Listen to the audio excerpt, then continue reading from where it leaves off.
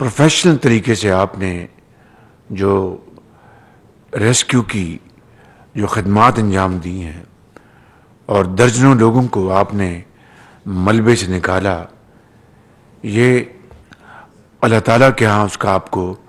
اجر عظیم ملے گا انشاءاللہ۔ اور ترکی کے عوام میں آپ نے، ترکی کے بھائیوں اور بہنوں کے دلوں میں آپ نے جگہ بنائی ہے، اور وہ قیامت تک